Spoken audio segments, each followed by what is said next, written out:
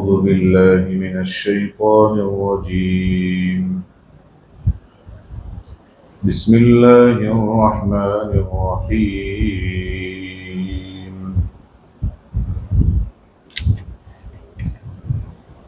نحن نقص عليك نبأهم بالحق إنهم فتية آمنوا بربهم وزدناهم هدى وربطنا على قلوبهم إذ قاموا فقالوا ربنا رب السماوات والأرض لن ندعو من دونه إلها لقد قلنا إذا شططا هؤلاء قوم اتخذوا من دونه آلهة لولا يأتون عليهم بسلطان بين فمن أظلم ممن افترى على الله كذبا وإذ اعتزلتموهم وما يعبدون إلا الله فأووا إلى الكهف ينشر لكم ربكم من رحمته ويهيئ لكم من أمركم مرفقا وترى الشمس إذا طلعت تزاور عن كهفهم ذات اليمين وإذا غربت تقرضهم ذات الشمال وهم في فجوة منه ذلك من آيات الله من يهد الله فهو المهتد ومن يضلل فلن تجد له وليا مرشدا صدق الله العظيم.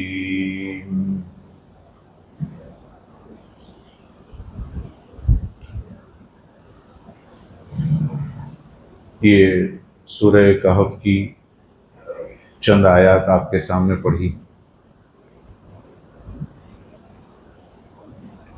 سورہ کہف یہ نبی کریم صلی اللہ تعالی علیہ وسلم پر مکی دور میں بالکل جب مشرکین مکہ کا ظلم بہت زیادہ ہو گیا، ایسے موقع پر یہ سورت نازل ہوئی. اس دور میں جتنا سورہ کہف کی تلاوت کرتے رہیں گے اتنا مسلمان فتنے سے محفوظ رہے گا. فتنے بارش کے قطروں کی طرح روزانہ آتے ہیں. اس سے بچنے کا سب سے اچھا راستہ یہی ہے کہ انسان قرآن کریم کی تلاوت اور خصوصی طور پر سورہ کہف کی تلاوت کریں. یہ ہر جمعہ کو پڑھی جاتی ہے، اس کے فضائل ہیں. یہ مکۃ المکرمہ میں نازل ہوئی. نازل ہونے والی صورتوں میں 69 نمبر کی یہ صورت ہے. 69 نمبر پر یہ صورت نازل ہوئی. اور ویسے یوں دیکھا جائے قرآن کریم کی ترتیب کے اعتبار سے 18 نمبر والی یہ صورت ہے. مکی ہے. ہم میں سے سب کو سمجھنا چاہیے کہ قرآن میں مکی اور مدنی جو لکھا ہوتا ہے اس کا مطلب بالکل یہ نہیں ہے کہ مکے میں نازل ہوئی اور مدینے میں نازل ہوئی، بلکہ قرآن میں جہاں یہ لکھا ہے کہ یہ سورت مکی ہے اس کا مطلب یہ ہے کہ یہ ہجرت سے پہلے نازل ہوئی ہے. اور جس میں لکھا ہوا ہے مدنی ہے اس کا مطلب یہ ہے کہ ہجرت کے بعد نازل ہوئی. یہ سمجھنا چاہیے. جب ہجرت سے پہلے نازل ہوئی ہو سورت، چاہے اللہ کے رسول صلی اللہ علیہ وسلم ہجرت سے پہلے مسجد اقصی چلے گئے اس لیے کہ مکہ المکرمہ ہی میں رہتے ہوئے معراج کا واقعہ پیش آیا تھا، تو وہاں کوئی صورت نازل ہوئی، کوئی آیت نازل ہوئی، تو اس کے لیے کوئی نیا لفظ نہیں ہے قرآن میں، تو اس کے لیے بھی مکی ہی استعمال ہوتا ہے، جبکہ آپ تو مکے میں نہیں تھے، تو اس کا یہی مطلب ہے کہ مکی یعنی ہجرت سے پہلے نازل ہوئی، اور مدنی یعنی ہجرت کے بعد نازل ہوئی۔ یہ صورت ہجرت سے پہلے نازل ہوئی ہے، اس لیے اس کے ساتھ مکی لکھا ہوا ہے۔ اس میں 6620 حروف ہیں اور کئی کلمات ہیں، بہت سارے کلمات کا یہ مجموعہ ہے۔ اور سورہ کہف کے فضائل میں لکھا ہوا ہے، روایتوں میں ہے کہ یہ سورت ایک ساتھ نازل ہوئی۔ ہم کو یہ بھی سمجھنا چاہیے کہ قرآن کریم میں سب صورتیں پوری ساتھ میں نہیں اتری اللہ کے رسول پر، کبھی پوری صورت نازل ہوئی، کبھی ایک آیت نازل ہوئی، کبھی 2 آیتیں، کبھی 5 آیتیں، کبھی ایک ٹکڑا بھی نازل ہوا، یہاں تک کہ صرف ایک لفظ غیر اولی الضرر، صرف اتنا بھی نازل ہوا۔ تو چھوٹے سے لے کر بڑی ہونے تک لمبی چھوٹی بڑی سب صورتیں نازل ہوئی، سب آیات نازل ہوئی۔ یہ صورت ایسی ہے کہ یہ پوری ایک ساتھ اتری آسمان سے، بہت بڑی ہے، تقریباً اس کے 12 رکوع ہیں، 12 رکوع ایک ساتھ اترے ہیں پورے۔ اور جس وقت یہ صورت نازل ہوئی، جبرائیل علیہ السلام صرف اکیلے نہیں، ساتھ میں 70,000 فرشتے نازل ہوئے، اس کے ساتھ یہ صورت نازل ہوئی۔ اس سے اس صورت کی اہمیت کا اندازہ لگایا جا سکتا ہے کہ کتنی اہم صورت ہے۔ حدیث شریف میں آتا ہے کہ اگر کسی نے ابتدائی 10 آیات اس کی یاد کر لی اور آخری 10 آیات اس کی یاد کر لی، پڑھتا رہا، تو دجال کے فتنے سے اس کی حفاظت ہو جائے گی۔ دجال سمجھنا چاہیے کہ وہ ایک انسان ہے، وہ کوئی دوسری مخلوق نہیں ہے، انسان ہی ہے، لیکن اس کی روح انسانوں جیسی نہیں ہے، کچھ گڑبڑ ہے۔ وہ جب آئے گا اس کا فتنہ بڑا خطرناک ہوگا۔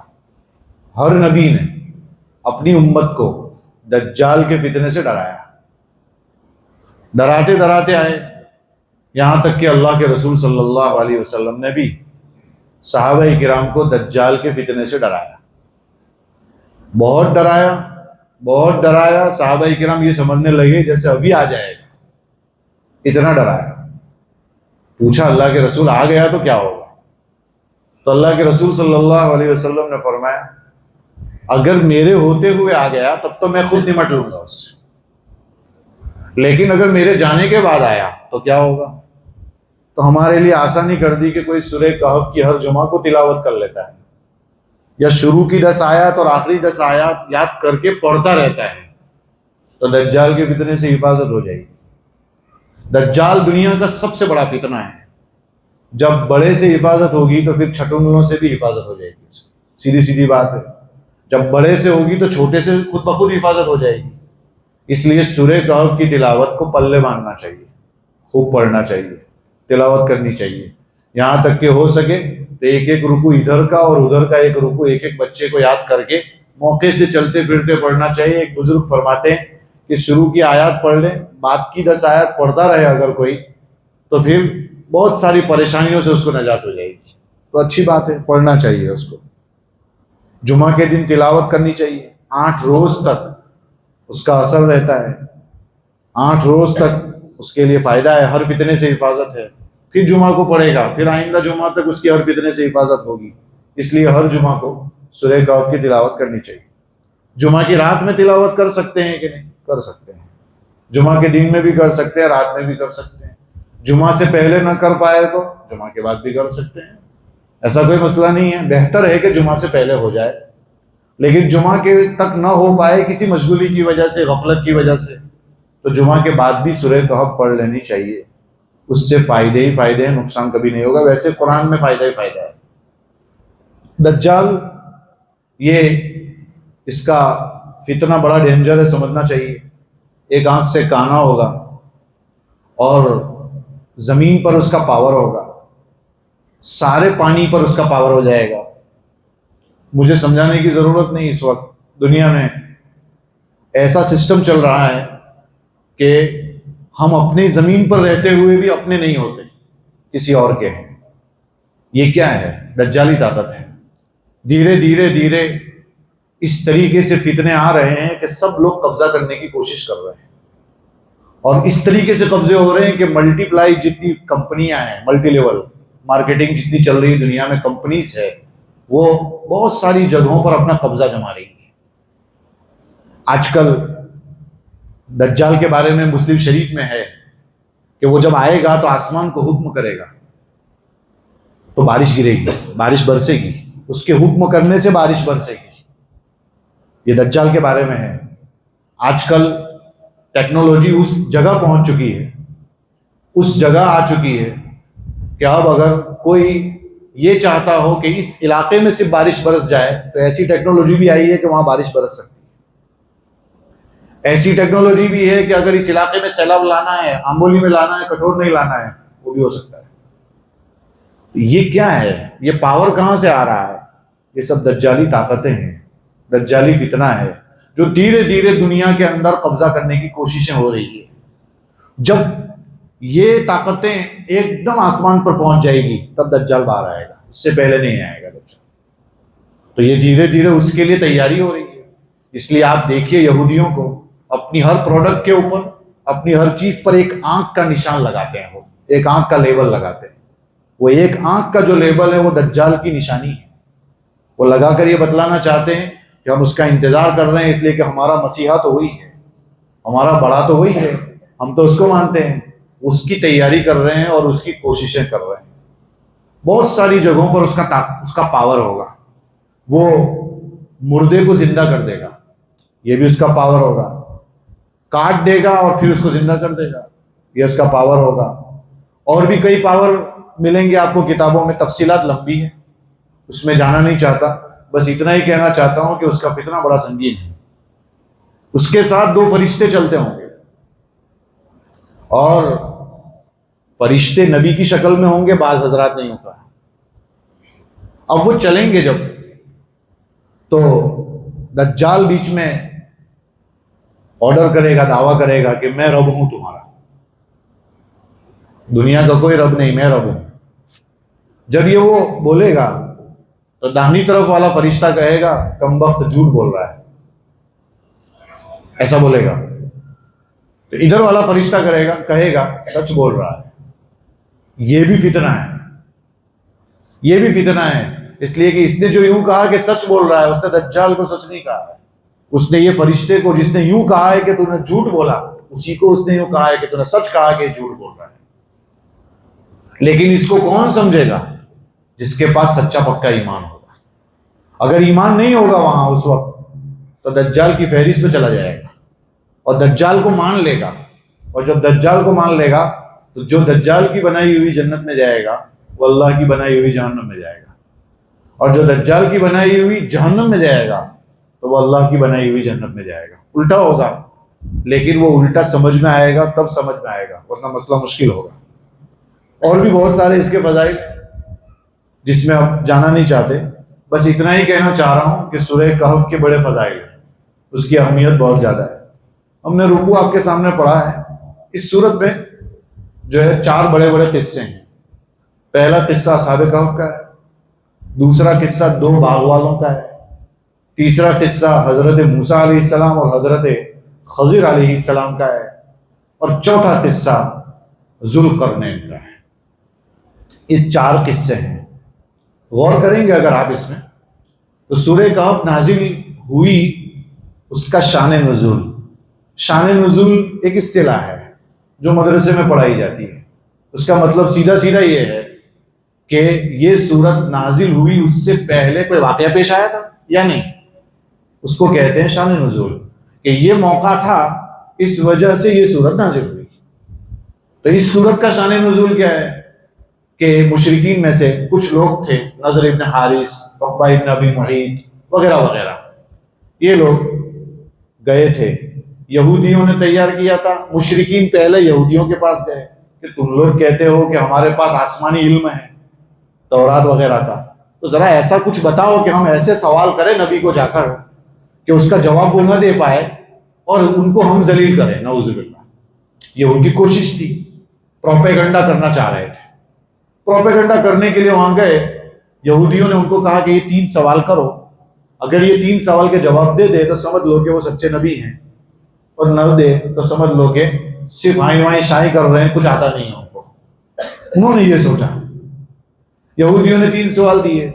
ایک سوال دیا کہ جا کر پوچھو کہ روح کیا ہے، روح کے بارے میں پوچھو، جس کا تذکرہ اس سے پہلے والی صورت میں وَيَسْأَلُونَكَ عَنِ الرُّوحِ، کہ روح کے متعلق سوال کرتے ہیں۔ اس کا جواب اللہ کے رسول نے دیا ہے، اللہ تعالیٰ نے نازل فرمایا۔ دوسرا سوال وہاں یہ کیا، دوسرا سوال یہ کیا کہ پوچھئے کہ اصحاب کہف کا قصہ بتائیے ذرا، کیا ہوا تھا، وہ کون لوگ تھے، کہاں گئے تھے، تفصیلات پوچھئے ان سے۔ اور تیسرا ان سے پوچھئے کہ ذوالقرنین کون ہے، اس نے دیوار بنائی تھی، وہ کیا ہے اور اس کی تفصیلات کیا ہے۔ یہ 3 سوال کیجئے۔ یہ لوگ خوش ہوئے کہ اس کا جواب دے نہیں پائیں گے۔ یاد رہنا چاہیے اس میں سے 2 سوال تو ہسٹوریکل ہے، یعنی اصحاب کہف کیا، یہ تو ہسٹوری سے تعلق رکھتا ہے، اور ذوالقرنین بادشاہ کب تھا نے کیا کیا اس نے، اس کا تعلق بھی ہسٹوری سے ہے۔ اور قرآن ہسٹوری کی کتاب نہیں ہے، قصے کی کتاب بھی نہیں ہے، کہانی بیان کرنے کی کتاب بھی نہیں ہے۔ اگر نبی نہ بھی بیان کرتے تو یہ تو غیر نبی بھی کوئی بیان کر سکتا ہے، جو نبی نہ ہو وہ بھی شاید ہسٹوری جان کر اس کو بتلا سکتا ہے کہ یہ قصہ کیا ہے اور کیسا ہے۔ نبی تو اس سے بہت اعلیٰ ہے۔ آپ نے صرف اصحاب کہف کا قصہ کیا، آپ نے تو حضرت آدم علیہ السلام جنت سے نکلے وہ بھی بتلایا، جو سب سے پہلے انسان ہے۔ آپ نے تو حضرت نوح علیہ السلام کا قصہ بتلایا ہے، کشتی بنائی تھی اس کا تذکرہ کیا ہے۔ آپ نے تو حضرت لوط علیہ السلام کا تذکرہ کیا ہے، حضرت موسیٰ علیہ السلام کا تذکرہ کیا ہے۔ تو آپ سے ہزاروں ملینوں سال پہلے کا تذکرہ آپ نے کیا ہے، یہ آپ کی نبوت کی بہت بڑی دلیل تھی۔ پھر بھی وہ پروپیگنڈا کرنے کے لیے آئے اللہ کے رسول کے پاس، آپ سے آ کر کہا کہ یہ 3 سوال کے جواب دیجیے۔ آپ صلی اللہ تعالیٰ علیہ وسلم بیٹھے ہوئے تھے، آپ نے فرمایا، تشریف فرما تھے، آپ نے بتایا کہ آئندہ کل آنا، میں آپ کو جواب دوں گا۔ اتنا کہا اور وہ لوگ چل دیے۔ اتنے میں کیا ہو گیا، اس میں کیا مسٹک ہو گئی، مسٹک اور چوک یہ ہو گئی کہ اللہ کے رسول انشاءاللہ کہنا بھول گئے۔ آپ نے اتنا تو کہہ دیا کہ جواب دوں گا آئندہ کل، لیکن انشاءاللہ نہیں کہا۔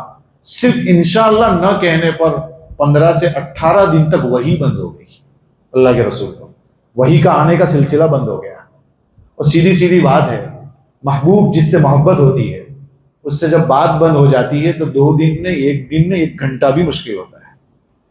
تو وہ تو 15 دن کا مسئلہ ہے، بات چیت نہیں ہو رہی ہے، وحی نہیں آ رہی ہے، جبرائیل نازل نہیں ہو رہے ہیں، بہت پریشانی، بہت تکلیف۔ اور 15-18 دن کے بعد پھر یہ سورت نازل ہوئی۔ 1 سوال کا جواب سورہ بنی اسرائیل میں آیا اور 2 سوال کے جواب سورہ کہف میں آئے۔ اس میں سے اصحاب کہف کا قصہ میں نے آپ کے سامنے پڑھا ہے۔ آج اور کل کے اندر یہ سب چیز پوری تو ہو سکتی نہیں، البتہ چند چیزیں آپ کے سامنے مختصراً پیش کرتا ہوں۔ مثلا اصحاب کہف کا قصہ کتابوں میں جو لکھا ہوا ہے، ہم نے آپ کے سامنے جو رکوع پڑھا اس میں شروع میں یہ ہے نحن نقص علیک نبأہم بالحق۔ ایسا کہا ہے کہ ہم آپ کے سامنے اصحاب کہف کی خبر بیان کرتے ہیں ٹھیک ٹھیک، بالحق کا ترجمہ ٹھیک ٹھیک، مطلب قرآن یوں کہہ رہا ہے کہ ہم جو بول رہے ہیں وہ سچ ہے، ادھر ادھر سے اٹھا کے مت لے آنا کہ گوگل پر یوں ہے، یوٹیوب پر ایسا ہے، فلاں ویب سائٹ پر ایسا ہے، اس سے کچھ نہیں۔ قرآن نے جو بیان کیا ہے وہ ایک دم صحیح ہے، اس کے سوا کچھ نہیں۔ اس لیے کہ قرآن سچی کتاب ہے، آسمانی کتاب ہے، کلام اللہ ہے، اللہ کا کلام ہے، اور ہم اس میں جتنا بتائیں گے اس کو مان لیجئے، بقیہ سب باتیں تو بس ٹھیک ہے، صرف اقوال ہیں، تاریخی باتیں ہیں، ہو سکتا ہے وہ بھی ہو سکتی ہے، لیکن اس پر آپ یقین نہیں کر سکتے۔ اس میں ہم نے جتنا بیان کیا ہے اس پر تو آپ کو یقین کرنا پڑے گا کہ یہی ہے۔ تو قرآن کہہ رہا ہے ٹھیک ٹھیک ہم بیان کرتے ہیں۔ پھر قرآن کہتا ہے انہم فتیۃ، وہ کون لوگ تھے؟ وہ چند جوان تھے۔ فتیۃ یہ عربی زبان میں جمع ہے، میں اس میں جانا نہیں چاہتا، پلورل کہتے ہیں انگلش میں اسے، اور اس کا جو سنگیولر ہے وہ فتن ہے۔ فتن کے معنی نوجوان کے آتے ہیں، اور قرآن کریم میں نوجوان کا تذکرہ ہے۔ جیسے حضرت ابراہیم علیہ السلام کے لیے ہے انا سمعنا فتن یذکرہم یقال لہ ابراہیم. دیکھیے وہاں نوجوان ابراہیم کا تذکرہ کیا ہے قرآن میں. حضرت یوسف علیہ السلام کا تذکرہ سورہ یوسف میں ہے، وہاں پر ہے قالت امرأۃ العزیز تراود فتاها عن نفسہ. یہ فتح کے معنی نوجوان کے ہیں. یوسف علیہ السلام کی نوجوانی کو قرآن نے بیان کیا ہے. یہاں پر بھی نوجوان ہے، اور یاد رہنا چاہیے نوجوان جو کام کر سکتا ہے وہ بوڑھے نہیں کر سکتے. اور جب کوئی دعوت کے لیے کھڑا ہوتا ہے، کوئی نئی بات لے کر کھڑا ہوتا ہے، تو بوڑھے تو اپنے پرانے ریت رواج پر چلتے ہیں. وہ پرانے چلے آ رہے ہیں کہ بس ایسا ہی کرنا ہے، ہم شب برات نہیں بولیں گے، ہم تو شب رات بولیں گے کہ ہم پہلے سے شب رات بولتے آ رہے ہیں. تو وہ بیچارے اسی طرح چلتے ہیں، وہ پرانے ریت رواج پر. لیکن یہ جوان جو ہوتے ہیں ان کا ذہن فریش ہوتا ہے، خالی ذہن ہوتے ہیں، فری مائنڈ ہوتے ہیں، تو ان کو کچھ کرنا نہیں پڑتا. آپ ان کے دماغ میں جو ڈال دو وہ ایکسیپٹ ہو جاتا ہے، فوراً قبول کر لیتے ہیں وہ. اس لیے جوان کام کرتے ہیں. سب سے زیادہ نبی کریم صلی اللہ علیہ وسلم کا جو ساتھ دیا شروع میں وہ جوانوں نے. شروع میں جوانوں نے ہی ساتھ دیا. کتابوں میں لکھا ہے کہ صرف حضرت ابوبکر ایسے تھے کہ جن کی داڑھی کے چند بال سفید ہو گئے، صرف ابوبکر رضی اللہ عنہ، باقی سب جوان تھے. حضرت بلال، حضرت سہیب، حضرت خباب، حضرت عمار، مطلب آپ جتنی فہرست اٹھائیں گے زیادہ تر آپ کو جوان ملیں گے صحابہ اکرام. اور انہوں نے اللہ کے رسول کا بہت ساتھ دیا، بہت قربانیاں بھی دی، بہت تکلیفیں بھی جھیلی. حضرت بلال کو دیکھیے آپ، اتنی تکلیفیں برداشت کی. یہ سب جوان تھے. جوان جو ہے اگر کسی علاقے کے جوان سنبھل جائے تو اس علاقے کا فیوچر بہت اچھا ہوگا، مستقبل بہت اچھا ہوگا. اس لیے کہ مسئلہ تو جوان کا ہی ہے، آگے اور کچھ نہیں ہے. جوانی کا مسئلہ سب سے ڈینجر ہوتا ہے. وہ صحیح ہو گئی نا تو سب صحیح ہو جائے گا. یہاں قرآن نے کہا ہے کہ وہ جوان تھے، وہ ایمان لائے. یہ کون تھے؟ کون سا بادشاہ تھا؟ دقیانوس نام کا بادشاہ بتایا جاتا ہے. آج کل اس کو انگلش میں ڈیزیز بولتے ہیں. یہ ایک بادشاہ تھا، وہ ظلم بہت کرتا تھا اور لوگوں کو بت پرستی پر مجبور کرتا تھا. بت پرستی سمجھتے ہوں گے، یعنی بتوں کی پوجا پاٹ. اس کے اوپر لوگوں کو ابھارتا تھا. ایک میلہ لگا ہوا تھا، تہوار تھا، سب لوگ علاقے کے گئے ہوئے تھے، سبھی ساتھ میں تھے. ان میں سے ایک آدمی کے دل میں ایسا آیا یار یہ کیسا کر رہے ہیں، اللہ کے علاوہ تو کسی کو سجدہ کرنے کی اجازت نہیں، یہ کیا ہو رہا ہے. اس کے دل میں آیا، وہ وہاں سے اٹھا ایک درخت کے سائے میں جا کے بیٹھ گیا. دوسرے کے دل میں آیا، تیسرے کے دل میں آیا، چوتھے، 6 آدمی درخت کے سائے میں آ گئے. 6 میں سے ایک کو بھی یہ نہیں پتا ہے کہ یہ میرے بعد والا کیوں آیا. دوسرے کو تیسرے کا نہیں پتا، تیسرے کو چوتھے کا نہیں پتا، چوتھے کو پہلے والے کا نہیں پتا، 5ویں والے کا نہیں پتا، 6ٹھے والے کا نہیں پتا. 6 اپنی اپنی سوچ سے آئے. اب سب گھبرا رہے ہیں، میں جس سوچ سے آیا ہوں پتہ نہیں اس کی یہ سوچ ہے کہ نہیں. وہ دوسرے والا سوچ رہا ہے کہ پتہ نہیں یہ کیوں آیا ہوگا. تو ایک نے دھیرے سے پوچھنا شروع کیا تو کیوں آیا. تو اس نے کہا کہ یہ تو اچھا کام نہیں کر رہے ہیں، اللہ کے علاوہ کی تو کوئی پوجا ہو سکتی ہے، اچھا نہیں لگ رہا ہے. ہمارا رب اور سب کا رب تو آسمان اور زمین کا جو رب ہے وہی ہمارا رب ہے. اس نے ایسا. دوسرے نے کہا میں بھی ایسا ہی کہتا ہوں، ہمیں نہیں اچھا لگ رہا ہے. تیسرے نے بھی ایسا ہی کہا. تو 6 وہی تھے جو یہی سوچ رہے تھے. اور کہتے ہیں نا کہ روحوں کی ملاقات عالم ارواح میں ہوئی تھی، اور وہاں جس روح نے جس روح کو پہچانا ہوگا تو دنیا میں بہت جلدی وہ روحیں مل جاتی ہیں. اس طرح یہ 6 روح بھی مل گئی. کسی وقت کسی نے پہچان لیا ہوگا کسی کو، تعلق وہاں ہوتا ہے تو دنیا میں اللہ اس کی ملاقات کرا دیتا ہے. تو یہاں ملاقات ہو گئی. اب 6 کی سوچ بھی ایک تھی، مقصد بھی ایک تھا. ادھر بادشاہ کو پتا چلا کہ کچھ لوگ بھاگ گئے، تو تحقیق کروائی اور ان کو حاضر کیا. جب یہ حاضر کیا ان کو تو بات چیت شروع ہوئی اور کہا تم لوگ کیا کرنا چاہتے ہو. کہا یہی کہ ہمارا رب اور یہ نہیں ہے جو تم کہہ رہے ہو. بادشاہ نے کہا کہ سوچ دو، غور کرو، مہلت دیتا ہوں. ایک قول کے مطابق مہلت دی، اور ایک قول کے مطابق یہ ہے کہ بادشاہ کسی سفر پر جانے والا تھا، دورے پر تھا، میں واپس آؤں گا، اس سے پہلے سوچ لو ورنہ پھر سر قلم کروا دیا جائے گا، پتھر مروائے جائیں گے. تو اتنا سوچنے کو کہا. یہ 6 جو ہے واپس آئے اپنے مقام پر. پھر آپس میں کہنے لگے کہ جب ہم نے چھوڑ ہی دیا ہے تو اب ہمیں ایمان بچانا پڑے گا، کیا کریں ہم. کہا کہ چلو غار چلتے ہیں، اس طرف چلتے ہیں، کوئی کہف میں پناہ لیتے. کہف یعنی غار. غار تو سمجھتے ہوں گے جو پہاڑ کے اندر ہوتی ہے، انگلش میں اسے کیو بولتے ہیں. وہاں پر پناہ لی، وہاں چلے جاتے ہیں. اور دیکھو اس سے ایک سبق ملتا ہے کہ جب تک ایسا لگے کہ میرا ایمان نہیں جائے گا وہاں تک تو برداشت کر سکتے ہیں، لیکن جب ایسا آ جائے کہ کوئی ہمارا ایمان چھیننا چاہے تو اس سے تو بہتر ہے کہ بھائی میری جان لے لے تو یہ چلے گا، لیکن یہ نہیں ہو سکتا کہ میں اپنا ایمان دے دوں تجھے، یہ کبھی نہیں ہو سکتا۔ ایمان چھین جائے تو اس کی ساری دولت ہی لٹ جائے گی، کچھ باقی ہی نہیں رہے گا۔ اس لیے ان نوجوانوں کے قصے سے ہمیں یہ سبق ملتا ہے کہ کوشش کرنی چاہیے کہ رخصت پر نہیں عزیمت پر عمل کریں۔ اب رخصت اور عزیمت کیا ہے؟ قرآن کہتا ہے کہ لا اکراہ فی الدین، دین میں زبردستی نہیں ہے۔ ٹھیک ہے، اگر مجبور کیا جائے تو رام بول سکتے ہیں کہ نہیں، یا فلاں مورتی کا نام بولنے کا کہے تو بول سکتے ہیں کہ نہیں، شریعت کہتی ہے گنجائش تو ہے جب جان کا خطرہ ہو، لیکن اعلیٰ درجہ کیا ہے کہ تو مجھے گولی مار دے لیکن بولوں گا نہیں، یہ اعلیٰ درجہ ہے۔ لیکن اس کے لیے جگر چاہیے، گردہ چاہیے، پتا چاہیے۔ میں ہمیشہ ایسا کہتا رہتا ہوں، چیوٹی کا ڈنک تو برداشت نہیں ہوتا، ہم سے کیا یہ برداشت ہوگا کہ کوئی گولی مارے ہم سے کچھ نہیں ہوتا، ہمارا ایمان پھسپھسا ہے، بہت پھسپھسا، ذرا سا کچھ کسی نے کہہ دیا تو ہمارے سے کچھ نہیں، ادھر سے ادھر ہو جاتا ہے ایسا۔ تو اللہ تعالیٰ سے ایمان کی مضبوطی کی دعا مانگنی چاہیے، بار بار دعا مانگنی چاہیے، یا مقلب القلوب ثبت قلبی علی دینک، یہ دعا بار بار مانگنی چاہیے، سجدے میں مانگنی چاہیے، موقع موقع سے مانگنی چاہیے۔ دیکھیے ان کا ایمان بڑا پاورفل تھا، جیسے قرآن کریم میں فرعون کی بیوی حضرت آسیہ کا، کہ جب پتہ چل گیا فرعون کو کہ میرے ہی گھر کے اندر تو میری تھالی میں کھا کے سوراخ ہوا ہے، بڑا مسئلہ ہے، کہ وہی ایمان لے آئی، اس لیے کہ اس نے تو اس وقت خواب دیکھا تھا، اور خواب میں یہ دیکھا تھا کہ بنی اسرائیل کا کوئی آدمی اس کی حکومت کا تختہ پلٹ رہا ہے، تو نجومی کو تعبیر پوچھی تو کہا کہ ہاں، اس نے خواب دیکھا تھا، تعبیر نجومی نے یہ بتائی تھی کہ بنی اسرائیل کا آدمی تمہاری حکومت ختم کر دے گا۔ اس نے کہا اعلان کرو کہ جو بھی بچہ بنی اسرائیل میں پیدا ہو اس کو قتل، ہزار نہیں لاکھوں کے قریب بچے قتل کروا دیے اس نے، اعلان جب کیا اس کے، لیکن اللہ جسے رکھے اسے کون چکھے۔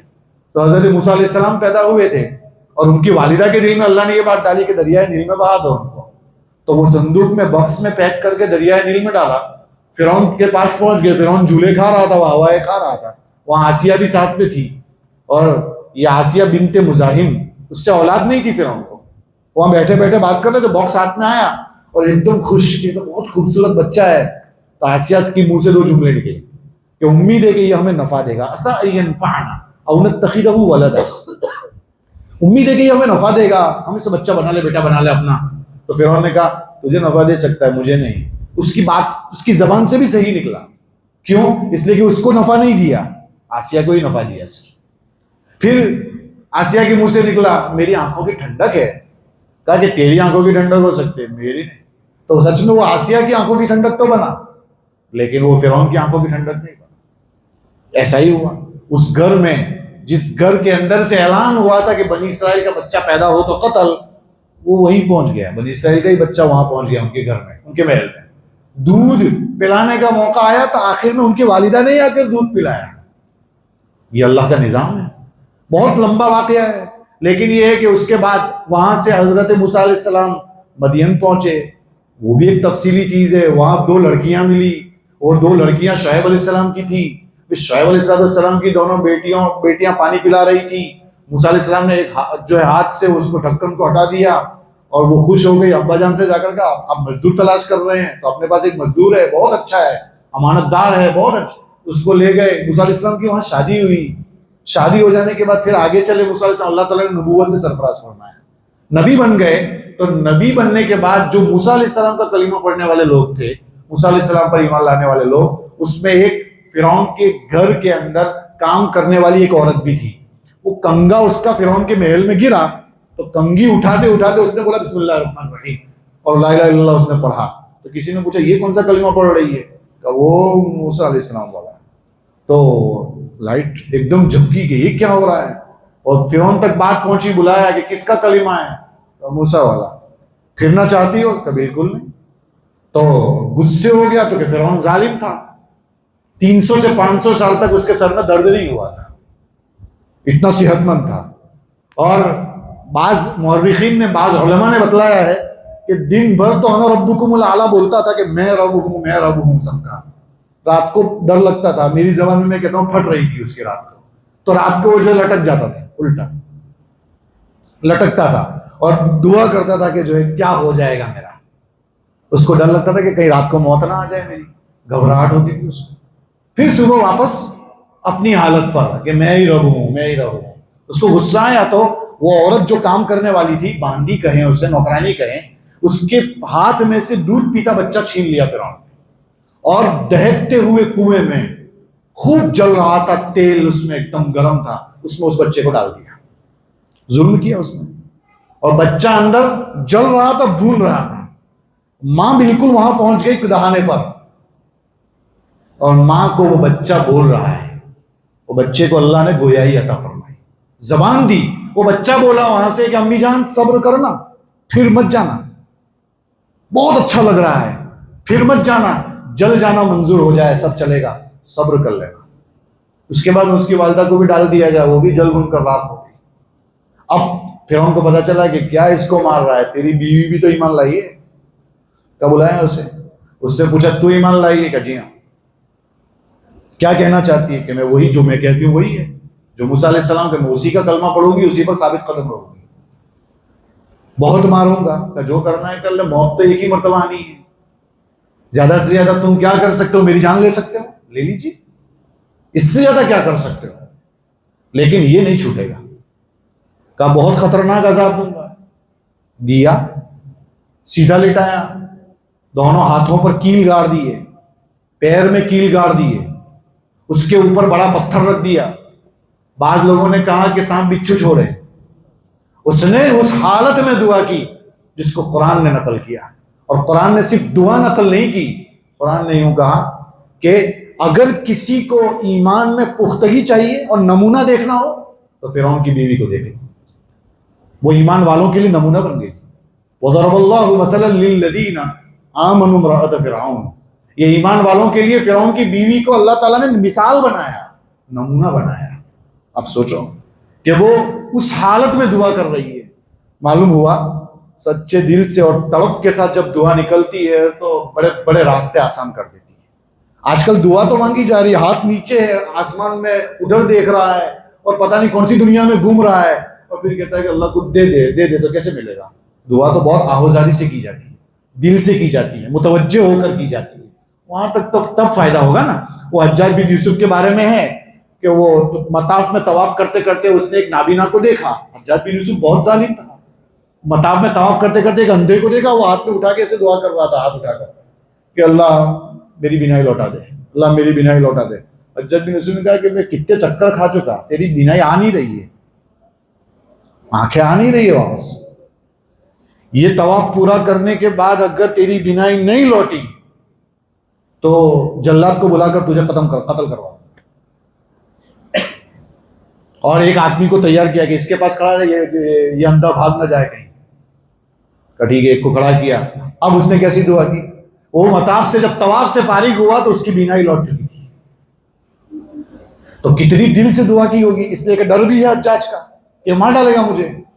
تو وہ دل سے دعا نکلتی ہے تو اثر رکھتی ہے, پر نہیں طاقت پرواز مگر رکھتی ہے. ایسا ہے جو طاقت اس کے اندر بہت بڑھ جاتی ہے. تو دل سے دعا کی کہ ربی ابنی لی عندک بیتا فی الجنہ, اے میرے رب مجھے دنیا ہی میں جنت کا جو میرا محل ہے وہ دکھا دے, تعمیر کر دے میرے لیے. تو کہتے ہیں آنکھوں دیکھا حال, جنت کا محل دیکھا, اور اللہ تعالیٰ نے ان کی روح قبض فرما دی, کچھ بھی نہیں ہوا. اتنا مضبوط ایمان, جنتی محل نظر آیا, اور جنت میں جائے گی, اور صرف جنت میں نہیں گئی, وہ شہید تو ہو ہی گئی, شہادت کا درجہ ملا. اس کے ساتھ ساتھ میدان محشر میں قیامت کے دن اللہ کے رسول سے اس کا نکاح ہوگا. یہاں تک علماء نے لکھا کہ حضرت آسیہ کا نکاح اللہ کے رسول صلی اللہ علیہ وسلم سے ہوگا. دیکھیے, غور کیجیے آپ کہ کیسا ایمان. اس طرح کی مثالیں دے کر ہم کو کیا کہنا چاہ رہے ہیں؟ ہم کو یہ سبق دینا چاہ رہے ہیں کہ ملک کے حالات کیسے بھی آ جائیں, لیکن سبق یہ ملتا ہے کہ ایمان نہیں جا سکتا ہمارا, آپ جو لینا ہے لے لو, ایمان نہیں لے سکتے. یہ کیسے ہوگا اس کو ہم اخیر میں بیان کریں گے. وقت زیادہ ہو رہا ہے مجھے ایسا لگ رہا ہے, پھر بھی میں 5-10 منٹ بات کر کے اپنی بات ختم کرتا ہوں. یہ جو ہے اس کے بعد آگے وَرَبَطْنَا عَلَىٰ قُلُوبِهِمْ, ہم نے ان کے دلوں کو مضبوط کر دیا, یعنی اصحاب کہف کے دلوں کو. چونکہ وہ ایمان لے آئے تھے اور بادشاہ نے بلایا بھی تھا, تو وہاں بھی بادشاہ کے سامنے بھی کھڑے ہو کر انہوں نے بہت مضبوطی سے کہا تھا. اِذْ قَامُوا, جب وہ کھڑے ہوئے بادشاہ کے سامنے تو کہا ربنا رب السماوات والارض. یہ ہمت ہر ایک کی بس کی نہیں کہ جو وہاں کھڑے رہ کر کچھ بول دے. مسئلہ ایسا ہے کہ جب کسی کے سامنے کھڑے ہونا ہوتا ہے تو اچھوں کی ہوا نکل جاتی ہے، اور آسان نہیں ہوتا. اسٹیج پر کھڑا ہونا بہت مشکل ہے کہ کوئی بیٹھا ہے ادھر میرے پیچھے وہ بیٹھا ہے، ادھر سامنے کوئی بیٹھا ہے، تو اس کا ڈر آ جاتا ہے. کوئی بادشاہ کا ڈر تو کیسا ہوگا. وہ ایک جماعت پہنچی تھی تو اعلان کرنے کا موقع آیا تو اس نے اعلان کیا شروع. تو صبح صبح اعلان کیا اس نے کہ نماز کے بعد دعا کے بعد سب تشریف رکھیں، ٹرین آ گئی ہے. اس نے ایسا کہا چونکہ اس کو ابھی تک ٹرین ہی سمجھ میں آ رہی تھی، دوسرا کچھ سمجھ میں نہیں آ رہا تھا، بیچارے زبان سے نکل ہی نہیں پایا کچھ. تو ایسا بھی کبھی ہو جاتا ہے، کچھ نہ کچھ کرنے جاتے ہیں. وہ ایک بہت بڑا لیڈر جب اسٹیج پر کھڑے ہو کے کچھ بولنے گیا تو وہاں جا کر اس نے اتنا بولا کہ آج تک میری بات سے کیا سمجھ میں آئے گا، لوگوں کی بات تم کو سمجھ میں نہیں آئی، نہ فائدہ نہیں ہوا، تو میری بات سے کیا ہوگا. آخر دعوانا ایسا کیوں ہوا؟ ایسا اس لیے ہوا کہ اس کو مضمون سمجھ میں ہی نہیں آ رہا کہ بولوں کیا، آگے کیا بولوں. پچھلوں نے بھی بیان کیا تو ان سے تم نہیں سدھرے، تو میرے بیان سے تم کیا سدھرو گے. آخر دعوانا. ایسا ہوتا ہے. ایسا اس لیے ہوتا ہے کہ ڈر لگتا ہے، بہت ڈر لگتا ہے، آسان نہیں ہے. جی لوگ کہتے ہیں کہ سورہ فاتحہ پڑھیں، تو مصلی پر جا کر سورہ فاتحہ پڑھ کے تو دیکھیں آپ. آسان نہیں ہے، بہت مشکل کام ہے. جی پیچھے سے یہ بول دینا بہت آسان ہے کہ مولانا وہاں آپ بہت رکے، آپ کا سدا بہت لمبا تھا. تو پھر میں ہمیشہ ایسا کہتا ہوں، میں نے کہا گھڑی لگا دیجئے محراب میں، تو اس کے سیکنڈ دیکھ کے سدا کریں گے، اس کے سیکنڈ دیکھ کے رکوع کریں گے. کیا کر سکتے ہیں اس کے سوا؟ یہی کر سکتے ہیں. تو یہ آسان نہیں ہے، مشکل کام ہے. جو ذمہ داری ہوتی ہے جس کی، اسی کو پتا ہوتا ہے کہ کیا ہوتا ہے، کیسے ہوتا ہے، کس طرح ہوتا ہے. تو اس کی قدر کرنی چاہیے. جو کام وہ لوگ کر رہے ہیں، مصلی والے کر رہے ہیں، محراب والے کر رہے ہیں، تقریر والے کر رہے ہیں، ہم نہیں کر سکتے، تو ہمیں ان کی عزت کرنی چاہیے. اس کے فوائد ہیں، ورنہ نقصان ہی نقصان ہے اور کچھ نہیں ہے اس کے سوا. بہرحال یہ لوگ تو گئے اور انہوں نے وہاں کہہ دیا کہ ہم اللہ کے علاوہ کسی معبود کو بالکل نہیں پکاریں گے. اگر ہم ایسا کہیں گے تو یہ تو بہت غلط بات ہوگی. اذن شططا کہا ہے. اور پھر انہوں نے آپس میں بات کی کہ یہ ہمارے بھائی جو ہیں کیسے ہیں، ان کے پاس کوئی دلیل ولیل نہیں ہے، تب بھی وہ اللہ کے علاوہ کی پوجا کرتے ہیں، کچھ ہے نہیں. لولا یاتون علیہم، ہے نا یہ قرآن کریم میں، اتخذوا من دونہ آلیہ لولا یاتون علیہم بسلطان بین، یہ دلیل کے معنی میں. اور پھر کہا کہ جھوٹ بولتے ہیں یہ لوگ اور اللہ پر جھوٹ بولتے ہیں، اور جو اللہ پر جھوٹ بولے اس سے بڑا ظالم کون ہو سکتا ہے. قرآن نے یوں کہا ہے.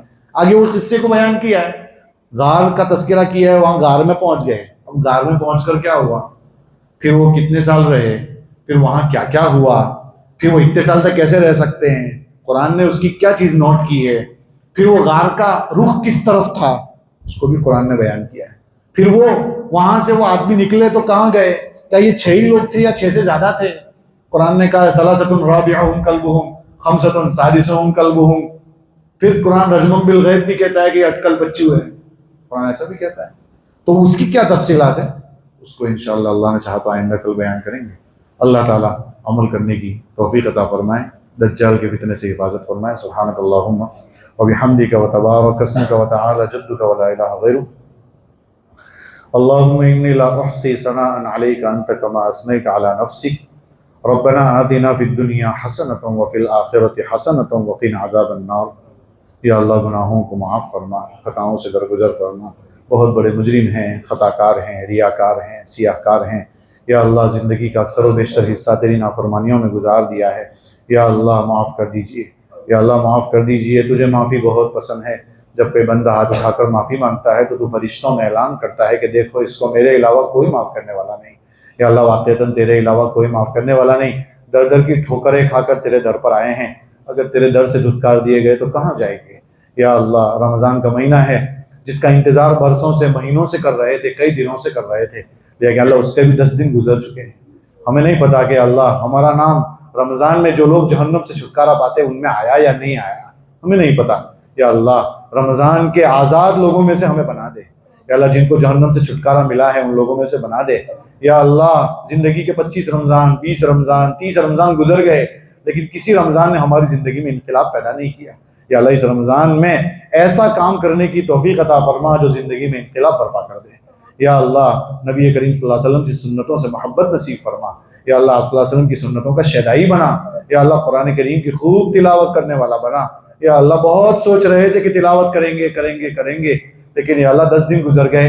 اور کہتے ہیں علماء کہ پہلا عشرہ چل کر گزرتا ہے تو دوسرا عشرہ دوڑ کر گزر جاتا ہے اور تیسرا عشرہ تو اڑ کر گزر جاتا ہے۔ یا اللہ ان دنوں کی قدردانی نصیب فرما، ان راتوں کی قدردانی نصیب فرما۔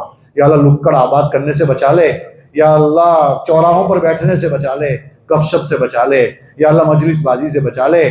یا اللہ ان راتوں کی ان دنوں کی قدردانی نصیب فرما، یا اللہ ان راتوں کی قدردانی نصیب فرما۔ سر عام جو مسلمان کھا رہے ہیں یا اللہ ان کی حفاظت کے فیصلے فرما دے، ورنہ عذاب آ سکتا ہے۔ یا اللہ سر عام بہت سارے گناہ ہوتے جا رہے ہیں رمضان میں، یا اللہ آسانی کے ساتھ ان فتنوں سے ہم سب کی حفاظت فرما، مسلمانوں کو ہدایت نصیب فرما۔ یا اللہ مسلمانوں کو ہدایت نصیب فرما۔ یا اللہ اس پارسی کے بچے نے جو ہے صرف کھانا کھا لیا تھا تو اس پارسی نے اس کو سزا دی تھی، اس کی وجہ سے اس کو اللہ تعالیٰ نے جنت نصیب فرمائی۔ یا اللہ تو نے جنت نصیب فرمائی۔ یا اللہ وہ تو پارسی تھا، وہ تو غیر مسلم تھا، اس کے باوجود اس کا احترام کرنے پر یہ ملا۔ اگر مسلمان رمضان کا احترام نہیں کرے گا تو یا اللہ تو کیا کر سکتا ہے؟ یا اللہ خیر کے فیصلے فرما دے، عافیت کے فیصلے فرما دے، دنوں کی راتوں کی صحیح طور پر قدردانی نصیب فرما۔ زبانوں کو ذاکر بنا، قلب کو شاکر بنا، بدن کو صابر بنا، جسم کو تیرے احکام پر عامل و ناظر بنا دے۔ یا اللہ بہت سارے لوگ بیمار ہیں، ان کو شفائے کامل عاجل دائم مستمر نصیب فرما۔ یا اللہ جو جا چکے ہیں ان کی قبروں کو نور سے منور فرما۔ یا اللہ جب تک زندہ رکھے ایمان پر زندہ رکھ، وقت آخر ہو کلمے والی موت نصیب فرما۔ یا اللہ یہ پہلا عشرہ آج ختم ہو جائے گا، یا اللہ یہ عشرہ رحمت کا تھا، یا اللہ ہمیں نہیں پتا کہ تیری رحمت میں ہم آئے یا نہیں آئے۔ یا اللہ ہم دعا کرتے ہیں رب اغفر وارحم وانت خیر الراحمین، ہم تجھ سے دعا کرتے ہیں رب اغفر وارحم وانت خیر الراحمین، اے میرے رب مغفرت فرما، رحم فرما، تو سب سے بہتر رحم کرنے والا ہے۔ یا اللہ رحمت کی چادر میں ہم کو ڈھانپ لے، یا اللہ تیرے خزانے میں کوئی کمی نہیں آئے گی، ہم جیسوں کی بگڑی بن جائے گی، ہم جیسوں کی بگڑی بن جائے گی، ہماری بگڑی بنا دے یا اللہ، ہماری بگڑی بنا دے یا اللہ، اس پورے مجمع کی مغفرت فرما۔ یا اللہ اس بستی میں ایمان کا بول بالا فرما، کفر کا منہ کالا فرما۔ یا اللہ اس بستی میں 100% نمازی بنا دے، یا اللہ قرآن کریم پڑھنے والے بنا دے، اس بستی کی پوری حفاظت فرما۔ یا اللہ یہاں رہنے والے ایک ایک بچے کی جوان کی پوری حفاظت فرما۔ یا اللہ جو لوگ محنتیں کر رہے ہیں قرآن پڑھ رہے ہیں ان کا پڑھنا قبول فرما۔ یا اللہ جو کچھ مانگا عطا فرما، جو مانگنے سے رہ گیا اپنی شان نصیب فرما۔ یا اللہ امت کے ایک ایک فرد کی مغفرت فرما، اور یہ دعائیں اپنے فضل و کرم حبیب پاک صلی اللہ تعالی علیہ وسلم کے طفیل منظور فرما برحمتک یا ارحم الراحمین۔